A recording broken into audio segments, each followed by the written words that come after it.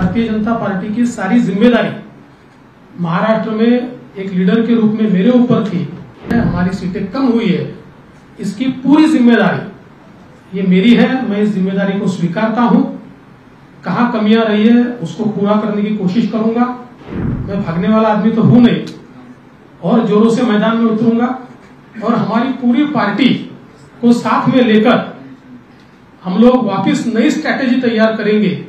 मैं अगर बीजेपी का विचार करूं तो हमारी 8 सीटें ऐसी है कि जो 4% से भी कम वोटों से हारी है। करीब 6 सीटें ऐसी है जिसमें 30,000 से कम मार्जिन से हम हारे हैं। हमको एक नरेटिव के साथ भी लड़ना पड़ा और वो नरेटिव संविधान बदलने वाला नरेटिव था कि जिसने एक डैमेज हमको निश्चित रूप से किया है।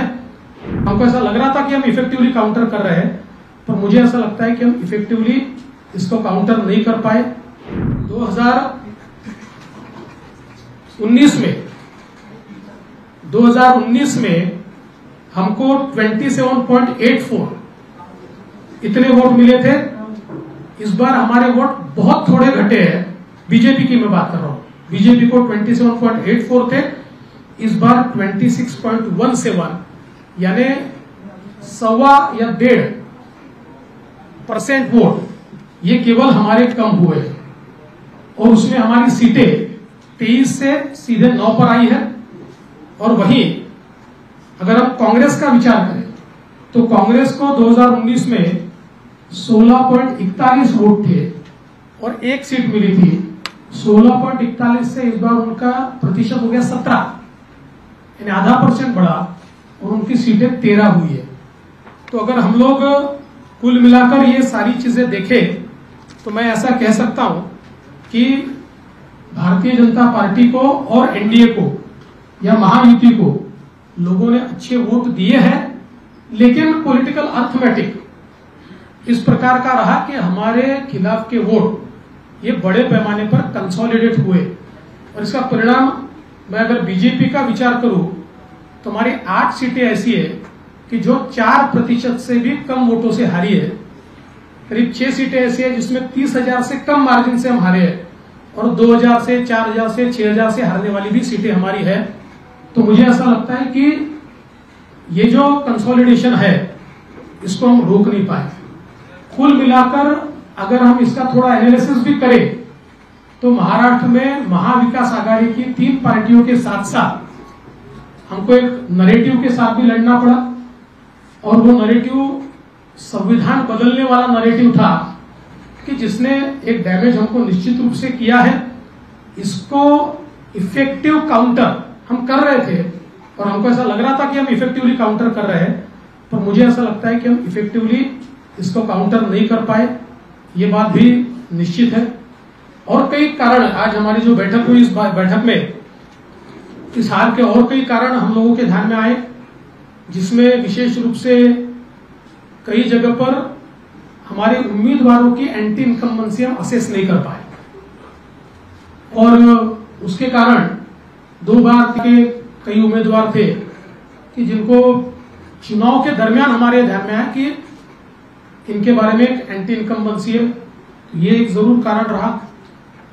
हमारा जो पैच का पट्टा है उसमें जो पैच के एक्सपोर्ट के बारे में डिसीजन थोड़ा लेट हुआ। डिसीजन तो हुआ लेकिन उससे पहले सरकार पैच खरीद रही थी, लेकिन नरेटिव एक बड़ा उसमें तैयार हुआ जो उन सीटों पर हमारे कुछ वोटों को कम किया उसने और उसका भी हम लोगों को प्रॉब्लम कुछ न कुछ पैमाने पर हुआ है। इसके साथ साथ सोयाबीन और कपास के बारे में मुझे ऐसा लगता है कि उसमें हम लोगों ने जो अनाउंसमेंट की थी कि जो भावांतर योजना के तहत हम किसानों को मदद करेंगे, उस भावांतर योजना को हम लोग आचार संहिता से पहले लागू नहीं कर पाए, लोगों को हम पैसा नहीं दे पाए। तो उसमें भी एक हम लोगों की कमी रही है और इसके साथ साथ और भी कई कमियां हमारी हैं, जिन कमियों के ऊपर हमने विचार किया और मुझे ऐसा लगता है कि इन कारणों के चलते कुछ सीटें हमारी निश्चित रूप से कम हुई। एक हम लोग बड़ा ब्रेनस्टॉर्मिंग भी इसके ऊपर करेंगे। अभी आज हमारे कई वरिष्ठ नेता नहीं पहुंच पाए क्योंकि कल रात देर रात तक काउंटिंग चली है, तो हम लोग सब लोग मिलकर फिर एक बार एक ब्रेनस्टॉर्मिंग करके और विधानसभा के लिए हमारी स्ट्रेटेजी तय करेंगे।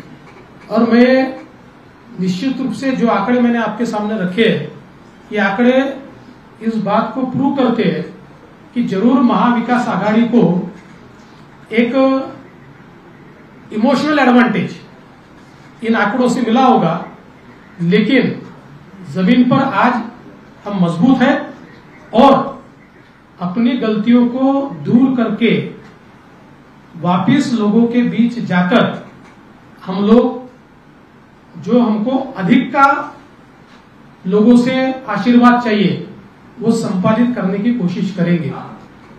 महाराष्ट्र में चूंकि एक प्रकार से भारतीय जनता पार्टी की सारी जिम्मेदारी महाराष्ट्र में एक लीडर के रूप में मेरे ऊपर थी, तो ये जो हमारा महाराष्ट्र में डिबैकल हुआ है या जो हमें एक प्रकार से हार मिली है, हमारी सीटें कम हुई है, इसकी पूरी जिम्मेदारी ये मेरी है। मैं इस जिम्मेदारी को स्वीकारता हूं।